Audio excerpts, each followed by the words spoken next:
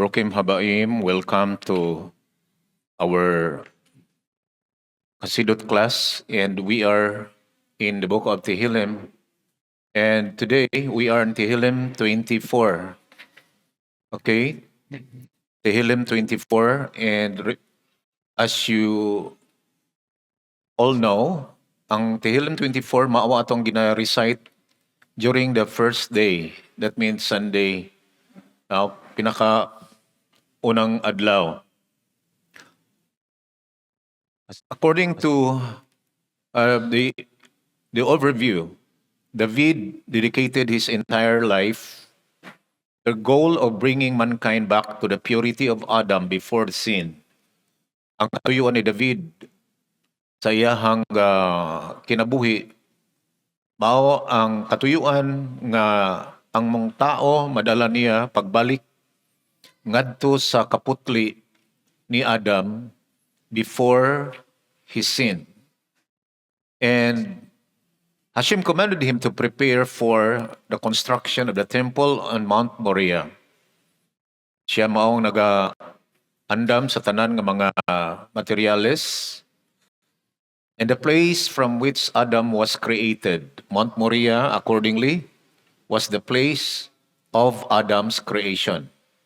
Nalalang si Adam sa Mount Moriah, and as mentioned in the Talmud, that all dust from the four corners contributed for Adam's creation. Purposely, aron nga kung asa man igalubong ang lawas sa tao, ang yuta mudawat kaniya.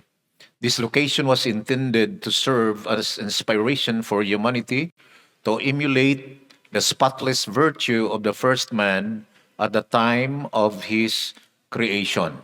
Nini nga lugar, mao kini ang naghatag og inspirasyon kalipay kadasig sa tanang mga tao nga unta sundon ang pagkawalay lama, walay kunot nga paggawi sa unang tao sa kapanahunan sa creation.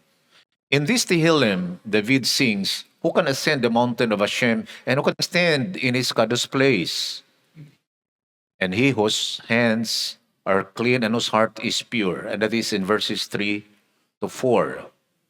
Midrash Shoker Tov comments, Rab Shemuel said, David composed 4 Tehillim which were truly worthy of being written by Adam himself. Upat daw ka Tehillim nga diin si Adam mao ang takos nga musulat. One of them is Tehillim 24. This Tehillim is one of the 4 Tehillims that must be written by Adam himself. The earth is Hashem's. The psalm was composed on the day David purchased the land of the temple site from Aravna, the Jebusite.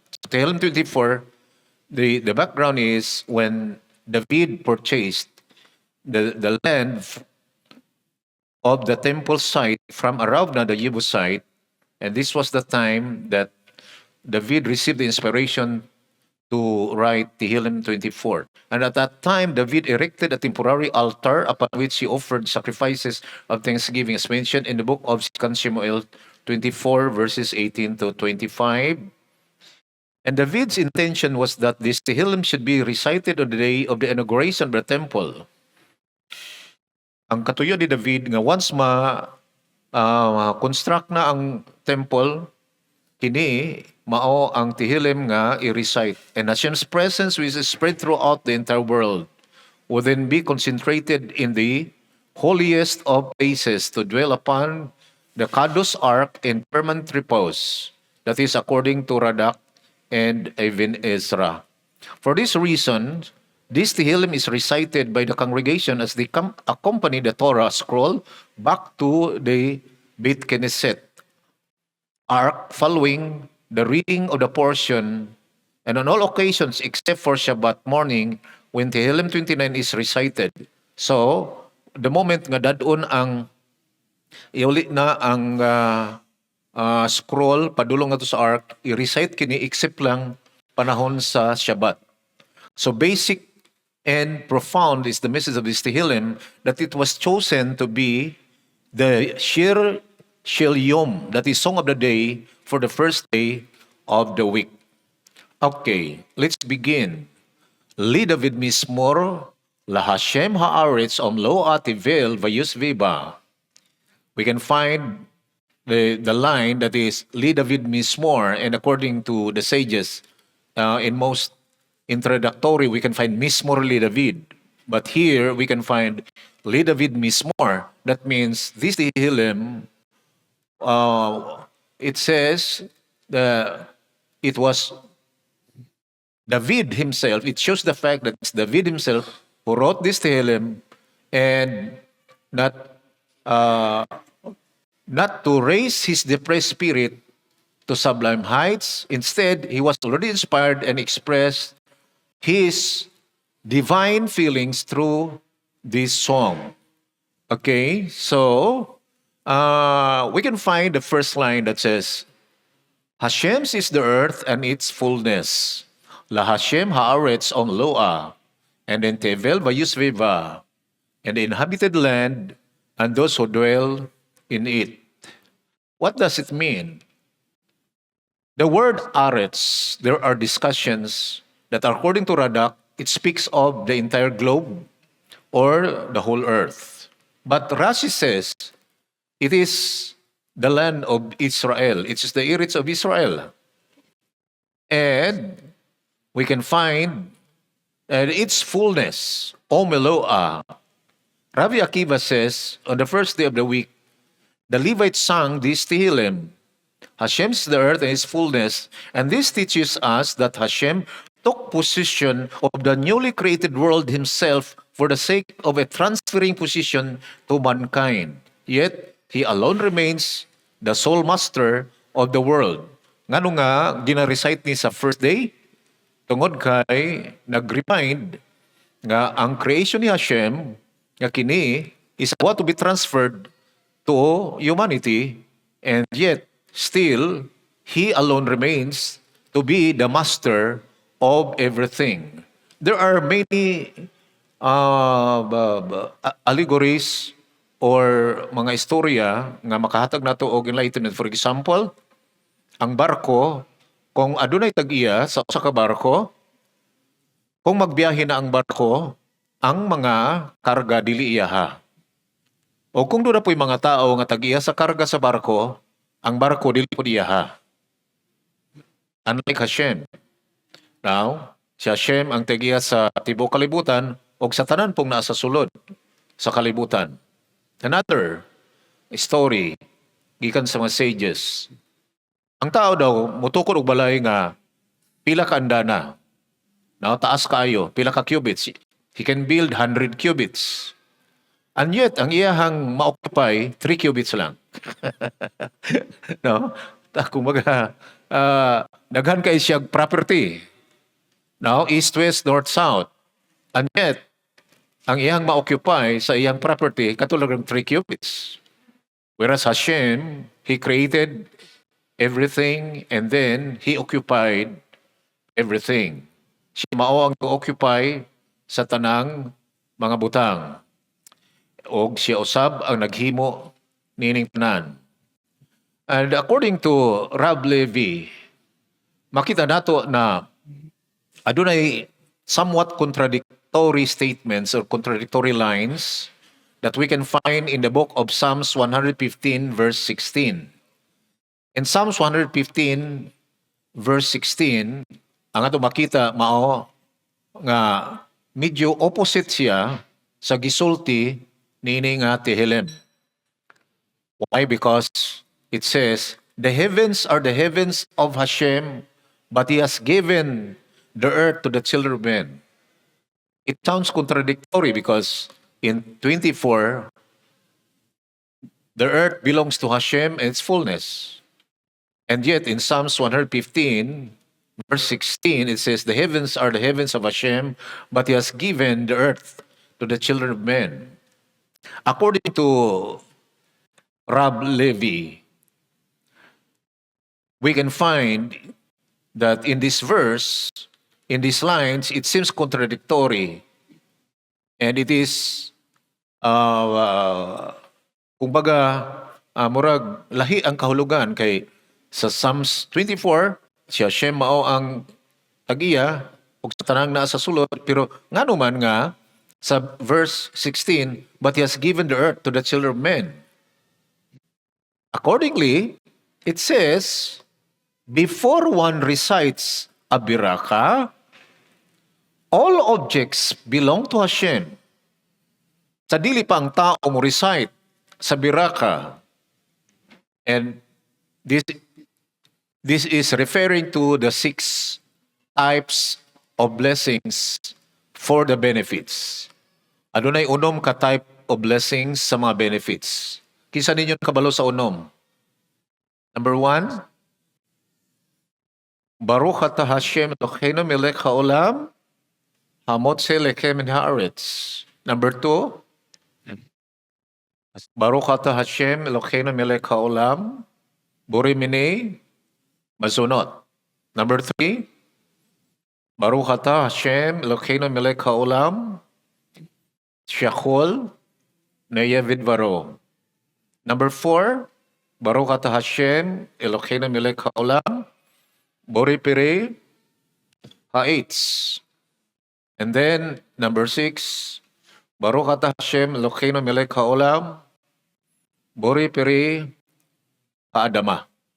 Okay, so we can find the 6 types of blessings, and then these 6 types of blessings are composed by the 120 men of the great assembly, the Mia V'Esrim, Anashik Knesset Haggidola.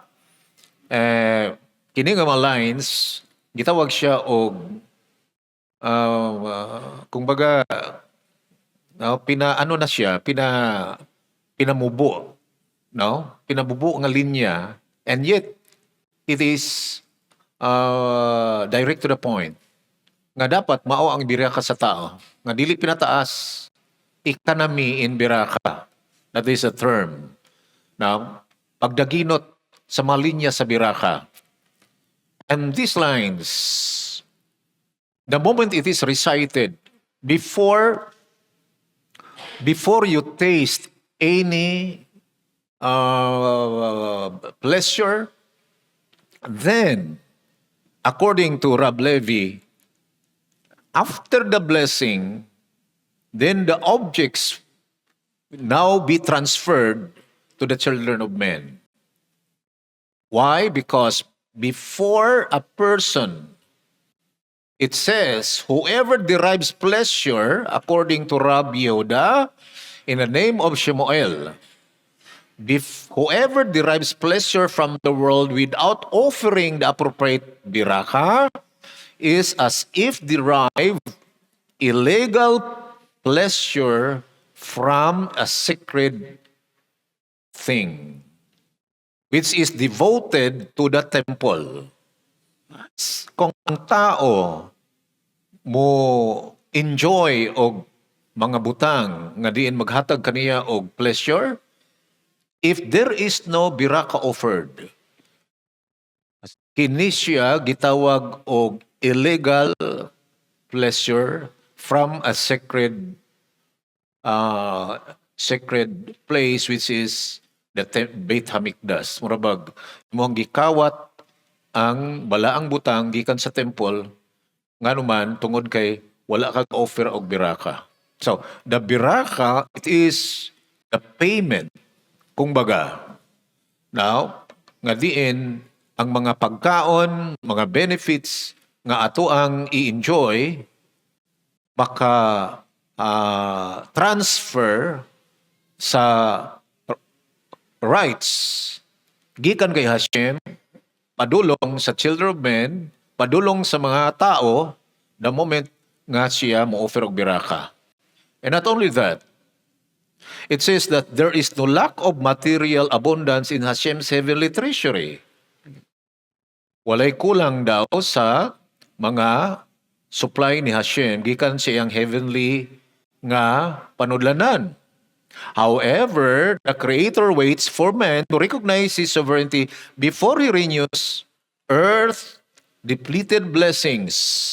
Sa dili pa daw si Hashem mupabag-o sa mga panalangin nga diin gina-consume, nagkagamay. For example, ang harvest na atong isang bulan, ginakaon sa tao niya, gamay na lang nabilin. Before daw si Hashem mo renew sa cycle of blessings, kinahanglan nga ang tao mo recite bago niya i-partake ang mga bunga nga gi-produce sa tibuok kalibutan. For Hashem, He causes a new flow of material abundance to stream down from heaven to replace the fruit which He consumed. As a result of the biraka, Hashem will replace the fruit that we have eaten. Ang mga pleasure nga atong ginakaon, ang mga pleasure nga atong ginakonsumo. Therefore, although the earth belongs to Hashem, its replenishment depends on us. So, nasa ato ang problema. No? Mayon ta nga, nahurot na da. Kanya wala pa iniabot. Wala ang problema sa iya. Ang problema na sa tao. Nga naman, ang makapa-replenish sa flow of cycle, mao ang ato ang biraka. Okay, there is a story because we can find the following lines: the inhabited land and those who dwell in it, and He founded it upon the seas and established it upon the rivers. Rabbi Kiya bar Abba, once the guest of a wealthy householder. Doon na daw dato kayo nga guest si Rabbi Kiya in the place of Lord Kiya. His meal was brought before him in a golden table held by 16 silver chains. Now, bulawan nga lamisa nga diin na daw nakatali nga 16 ka mga silver chains. And the table was laden with assortment of plates and goblets, trays, jars, and filled with every type of delicacy and fragrance which was created in the 6 days of creation. Napuno sa tanan nga mga gikinahanglan sa tao ang maong lamisa. In the middle of the table stood a small child. Og sa tunga daw sa lamisa, naa daw ni tindog nga batang gamay. And the child proclaimed, ang bata ni proklamar, La Hashem haaretz omlua tevel vayusviba. Hashem is the earth and its fullness. Misinggit daw ang bata. Before daw mangaon sila, pasinggiton daw ang bata. La Hashem haaretz omlua. And then human daw sila nangaon. It says, after the meal, the child declared, the heavens are heavens for Hashem, and the earth He gave to mankind. That is reciting Tehillim 115 verse 16, the heavens are the heavens of Hashem, but has given the earth to the children of men. And then, one time, nangutana siya, ngadto sa rich man. Nganong ingon ani ka kadato? Nganong ingon ani ka kakwartahan? Mingon siya, you know, I was a butcher. Ako mao ang tig-ihaw, syukit, slaughterer. O kabalo ka, if ever makakita ko sa portion sa pinaka-chosen meat, I would say, this is for Shabbat. Kini nga karne akong i-preserve, kay gamiton ako para sa Shabbat. And then as a result, ang overflowing blessings ni Hashem, kini gipubo ug mahinungdan nga diin akong na-enjoy ang mga panalangin. And the teaching is, as a result of the biraka, and even the declaration of the child before the meal and after the meal, mao kini ang nakapa-replenish sa mga gikonsumo nga na-depleted or nagkagamay. Ang mga ginakaon nga ginakonsume adlaw-adlaw, nagakagamay, and the thing that replenishes them is the biraka nga diin gisinggit sa maong bata before and after the meal.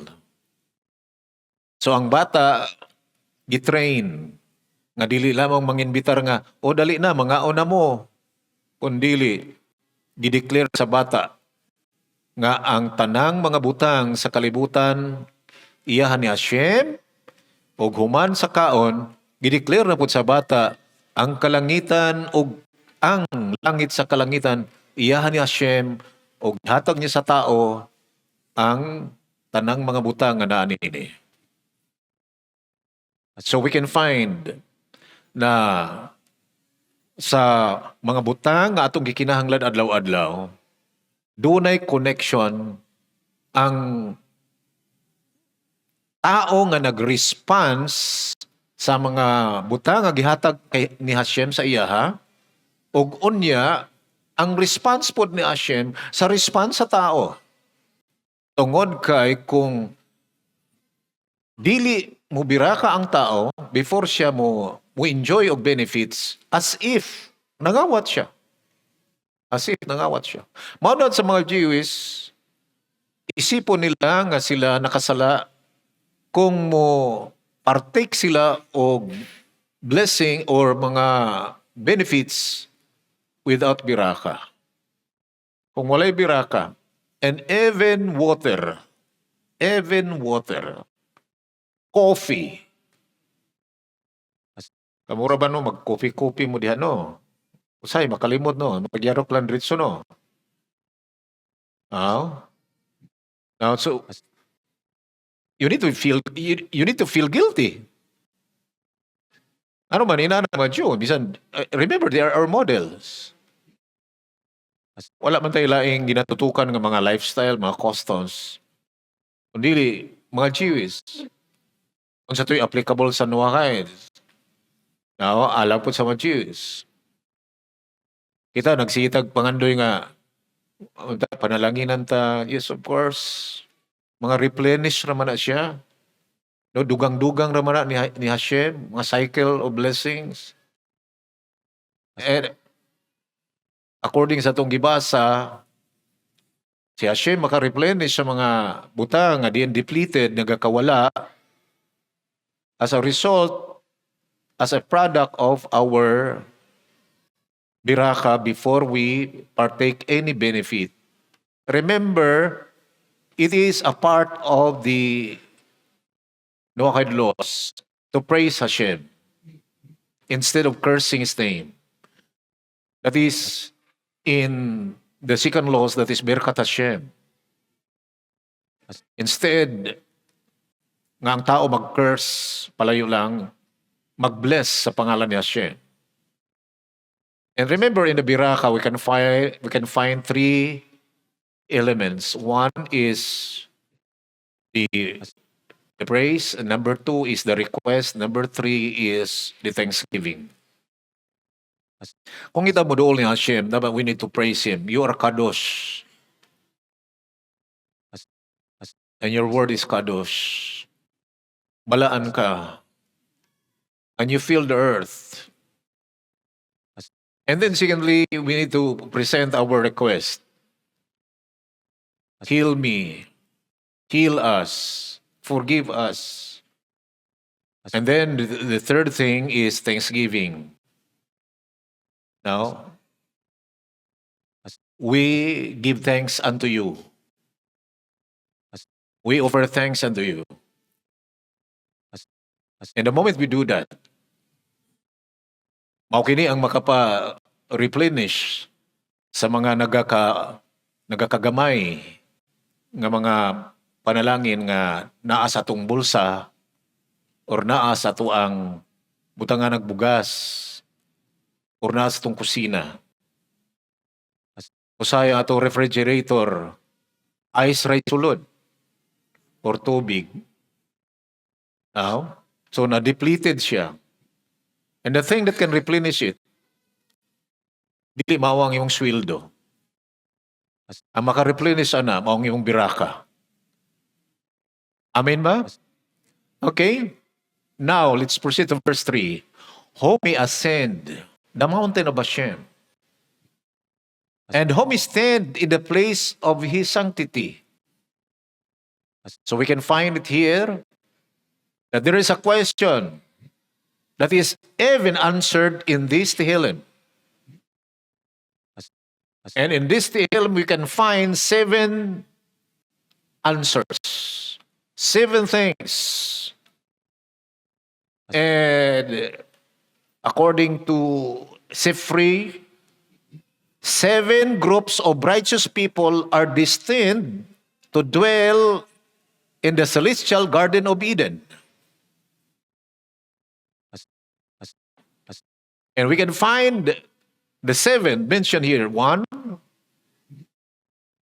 with clean hands and a pure heart. 2, one who has not sworn in vain by my soul. 3, who has not taken an oath deceitfully. 4, who receive a blessing from Hashem. 5, and just kindness from the Elohim of his salvation. 6, generation of those who seek him. 7, and those who strive for your presence. So we can find these 7 things. And the term ascend and stand, atong makita, it says that others suggest that both parts of this verse refer to the place within that is the Temple Mount. However, the people who are described are different. There is a vast difference between the man who is ascending and the man who is standing.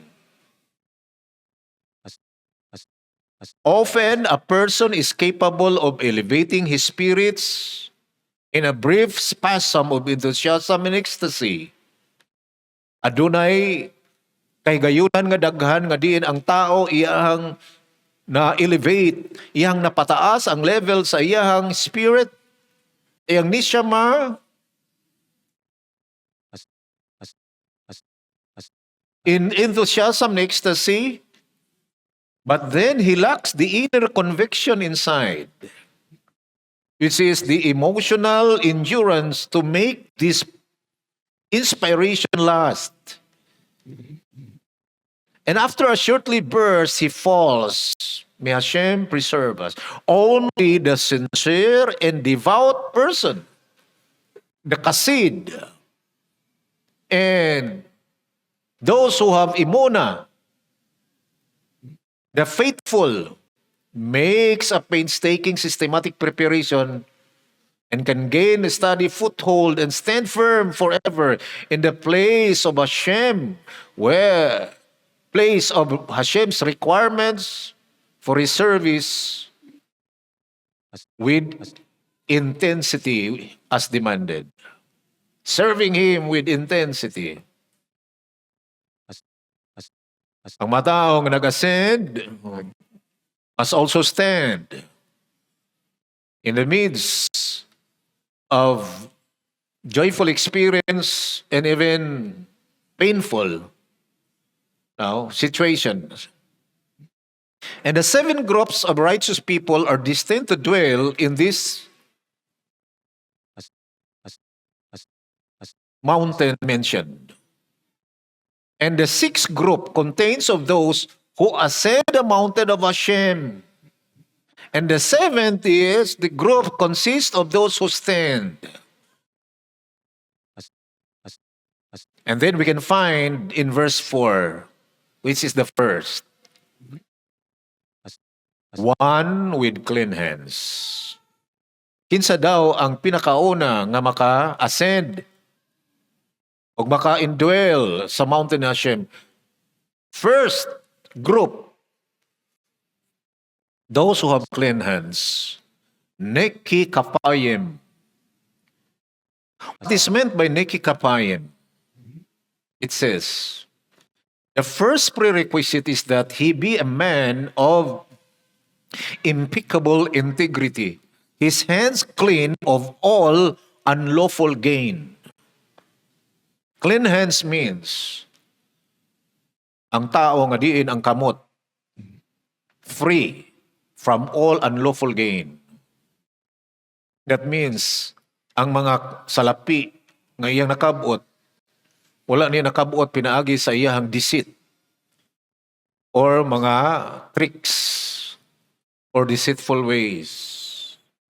Hertz notes that the word kaf literally means the palm because it says neki kafaim, that is plural. For it is there that one actually takes possession of an object and holds it firmly. The righteous man described here holds on to such ill-gotten wealth or ill-gotten gains. Okay. That means clean hands maong mga kamot nga diin nakadawat og mga panalangin nga kinisya according to the design of the Torah. Notice, even in Birkat Hamazon, we can find recitation, O Hashem, make us not to be dependent upon the gifts of mortal man, nor upon their loans. O Hashem, ayaw itukot nga kami magsalig sa mga hinabang.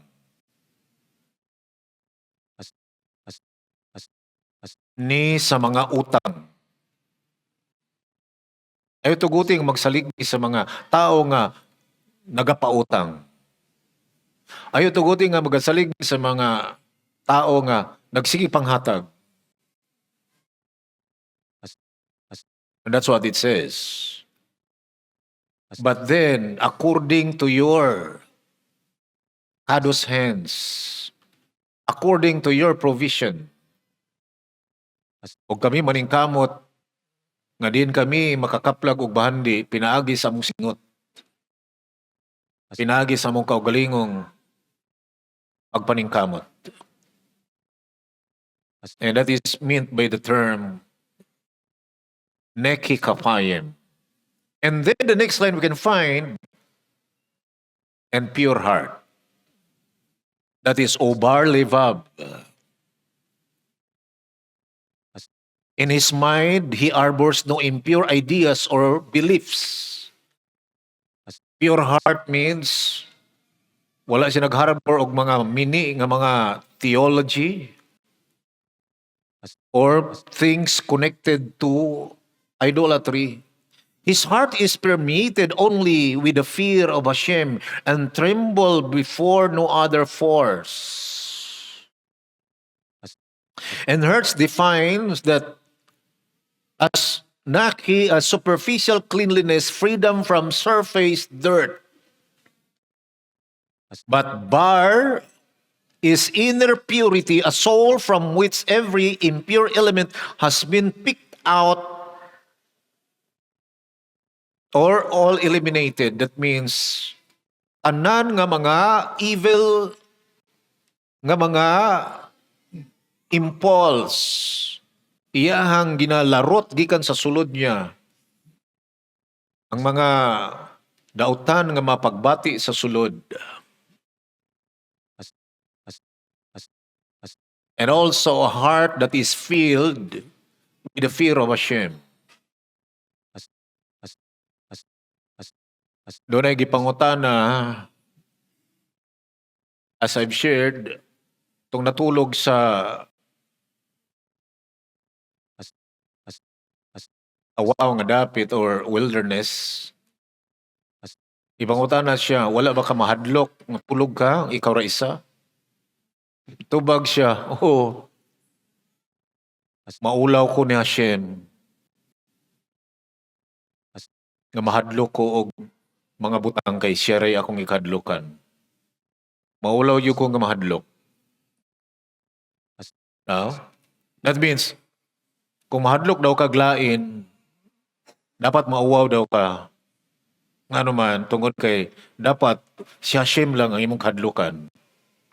Amen ba? Eh once mahadlok ka ni Hashem, therefore, dili ka maghimo og mga butang improper sa tubangan niya. And that makes our hearts pure. Because our hearts are preoccupied with the fear of Hashem. Ang atong kasing-kasing na puno sa kahadlok ni Hashem. And then, it says, was not sworn in vain by my soul.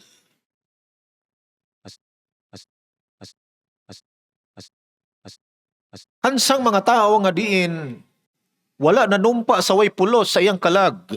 And there are questions about it.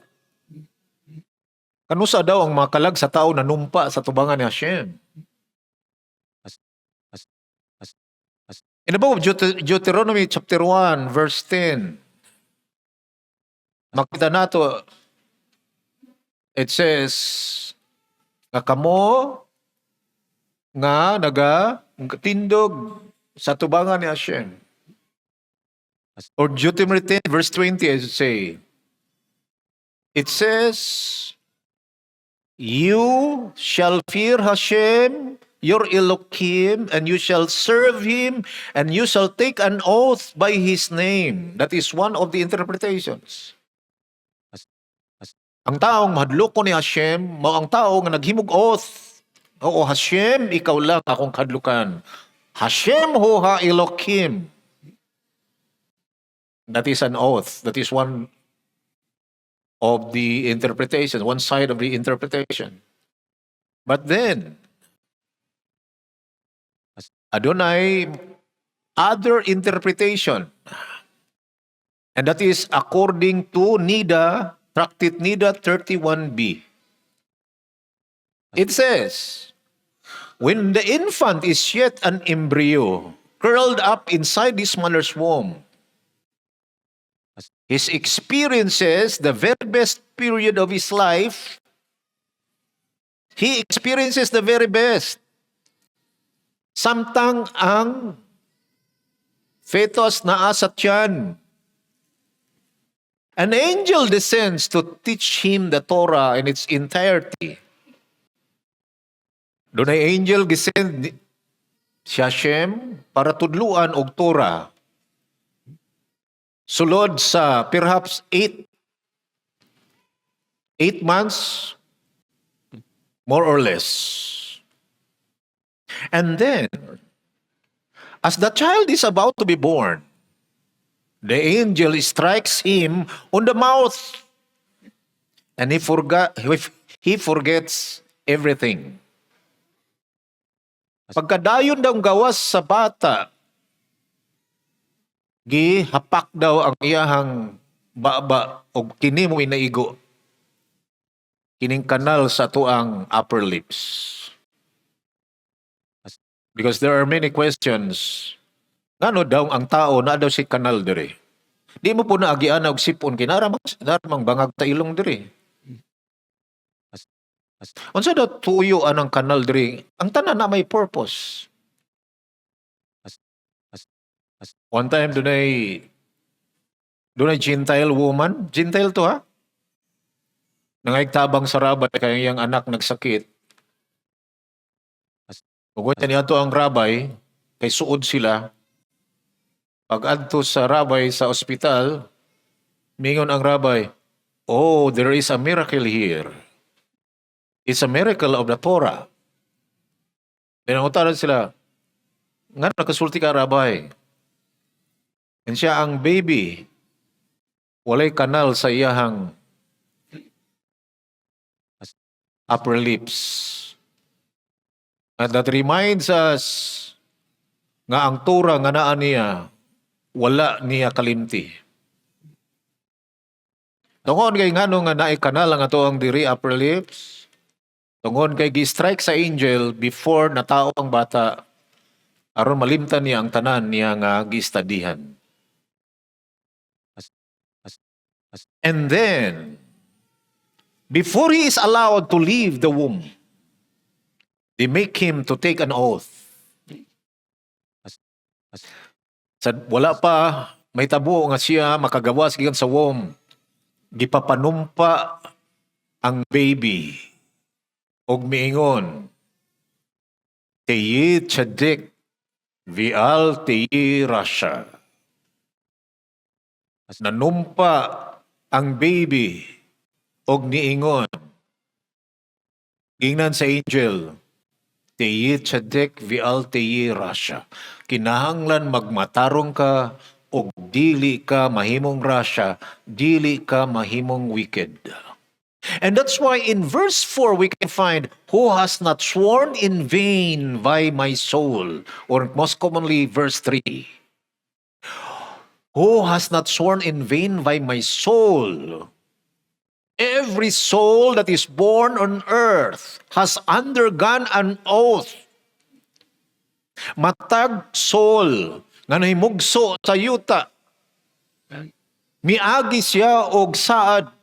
Miagi siya panumpa. Tiyit Tzadik Vial Teyi Rasha nga dapat magmatarong ka og dili ka magmadautan.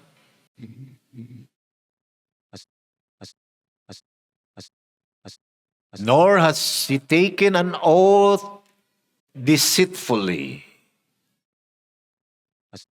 And then in verse 5, and he will receive a blessing from Hashem and just kindness from the Elohim of his salvation. Why? Because he did not lift up Hashem's name in vain oath. And as a result, he deserves mida kinigid mida, measure for measure, to lift up a blessing from the very name he sought to preserve from disgrace. According to Ibn Ezra, ug tungod kay wala niya gipakawalay pulos ang iyang mga panumpa sa ngalan ni Hashem. As a result, he will receive a blessing from Hashem and just kindness from the Elohim of his salvation. In verse 6, and this is the generation of those who seek him. And both sages interpreted this as it is addressed to the Jewish people, because they are the generations that seek Hashem.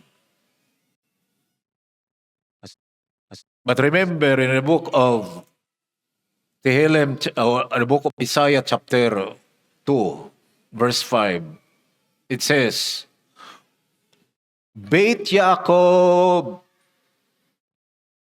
nelcha lecho va'or Hashem. O house of Jacob, come and let us walk in the light of Hashem. What does it mean? As long as the Jewish people walk in the light of his Torah, walk according to his mitzvot, then the Gentile world will follow.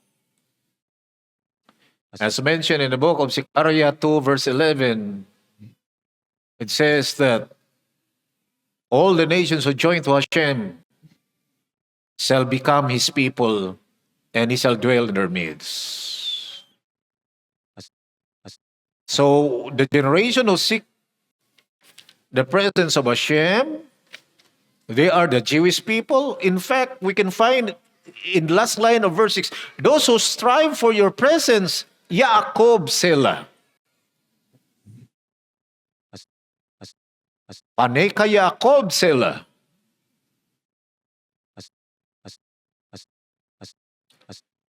Why the face of Jacob is mentioned here? It is highlighted because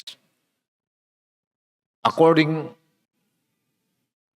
to the sages, the human face is a reflection of the image of Hashem. We can find in Genesis chapter 1 verse 26. Naase Adam bichalmino, or bichalmo. Let us make man in our image. And then we can find in verse 27, he made him in his image and his likeness.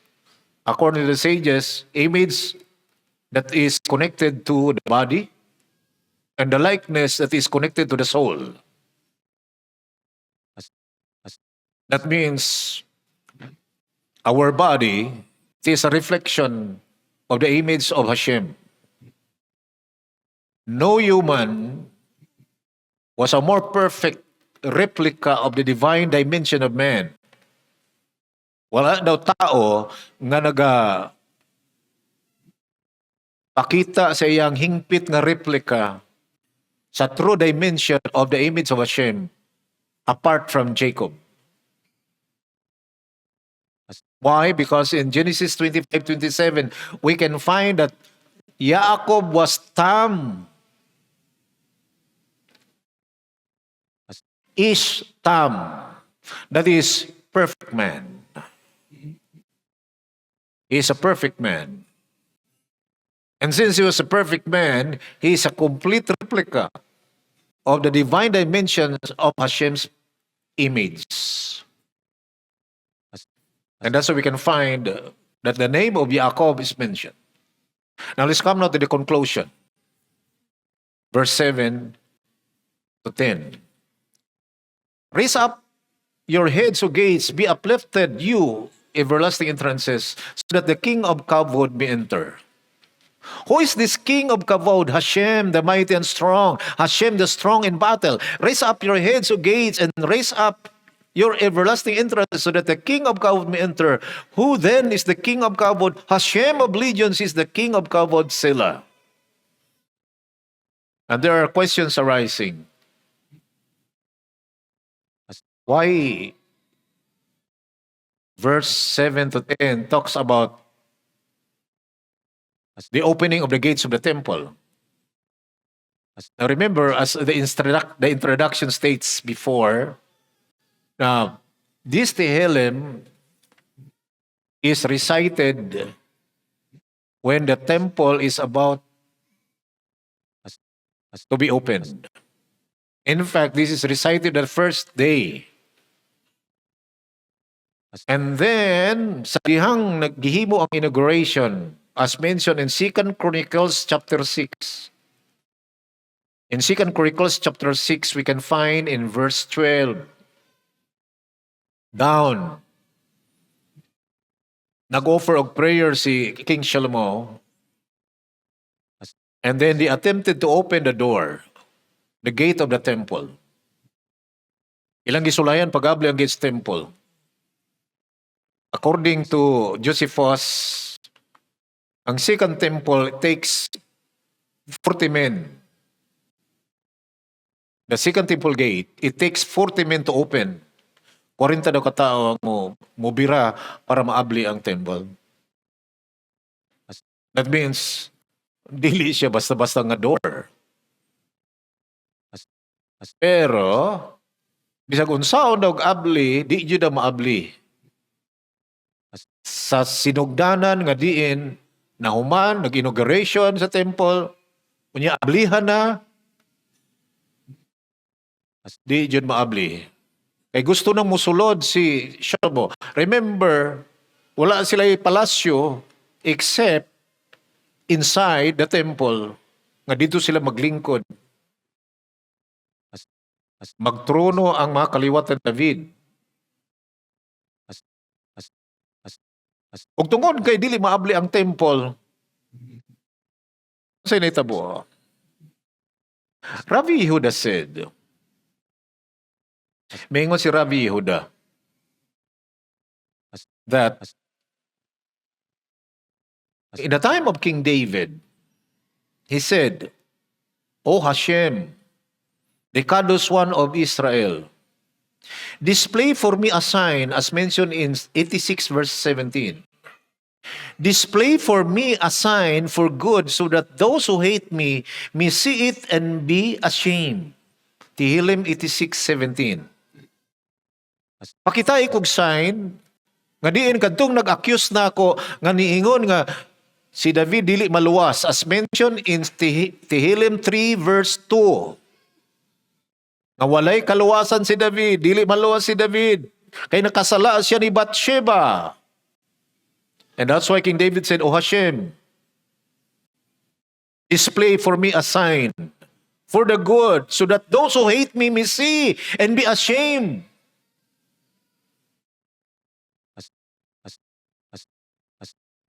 But then we can find, David said to the Kadosh Baruch Hu, O King of the universe, forgive me from my sins of what I did to Bathsheba. And then Hashem said, you are forgiven. Gipasaylo ta ka. And David then requested, show me a sign. So this effect while I'm still alive. But Hashem replied, during your lifetime, I shall not make it known. Sa imong panahon, dili na ko ipakita ang sign. But during the life of Shlomo your son, I shall make your pardon public. Tungod kay sa dihang miingon si Nathan Hanabi, nakasala ka King David, and King David said, Katati lifti Hashem. And then Nathan said, Hashem has forgiven you. And that was private between him and the prophet and Hashem. But it is not known to the public. That's why ang mga tao nga naa sa gawas, magsigingon nga, di na maluwas ba? Bawal good ng iyang himo ba? Sila kabalo. And then gusto ni King David na i-announce Hashem sa public by way of making a sign. Display a sign to let them know that I am forgiven from my sin. And then Hashem said, not in your time, but in the time of Shlomo your son. And so it was. During the inauguration of the temple, bisan unsao nila, dili maabli ang gate. And then King Solomon said, raise up your heads, O gates, be uplifted, you eternal entrances, so that the King of Kavod be enter. And who is this King of Kavod? Ipangutan na daw siya, kinsa ng King of Kavod imong giingon? That is Melech HaKavod. Hashem, the mighty and strong, Hashem, the strong in battle. Raise up your heads, O gates. And then in 2 Chronicles 6 verse 16, Ikaduhang Kronikas, Kapitulo 6, versikulo 16. And now, Hashem Elohim of Israel, he prayed, guard what you promised your servant David, my father, saying, there is not to cease a man of yours before me sitting on the throne of Israel. Only if your sons guard their way to walk in my Torah as you have walked before me. In other words, oh Hashem, turn not away the face of your anointed. Remember the pious deeds of David, your servant. And then, according to the sages, instantly the gates ran after him and opened their mouths to swallow him. Naabli ang gate. O gigukod si Shlomo nga lamunon sa gate. Og miingon, who is the King of Kavod? May Melech HaKavod. And they thought that Solomon haughtily meant himself. Alang sa mga public, basin si Solomon ang iyang buti pasabot nga siya ang milik hakavod. But Solomon replied, Hashem the mighty and strong. Si Hashem nga mao ang makagagahom ug ang kusgan nga Elohim nga mao na hinumdom sa iyang covenant ngadto ka David, my father. And as soon as he mentioned the name of David, then the gate was open.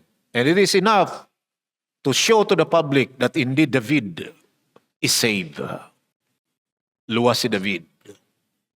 Because it is confirmed by the opening of the gates of the inauguration of the temple. So, the Tehillim 24 became a Tehillim that is read in the opening of the week. And that is Sunday. Sa Tagum, on pirma recite, Tehillim 24, tungod kay dunay service dito Sunday. And then Baruch Hashem, nga we know the background, we understand the background, why Tehillim 24 is recited during Sunday. Because that's the first day of the week. And we're reminded that when Hashem created everything, ang tanan nga naa sa kalibutan iyaha, and then He is also ready to give it to the children of men as long as ang mga tao mo-offer og biraka sa mga benefits nga gihatag niya aron nga ma-replenish ang tanan nga mga provisions nga gi-prepare ni Hashem para sa tao aron nga kini mabag-o, madungagan, kinahanglan nga mo-offer tag biraka, declaring that Hashem is the earth and the fullness thereof. And the moment we offer biraka, then He gave it to the children of men. To the Rabbah, may Hashem bless you more and more. Shalom, shalom.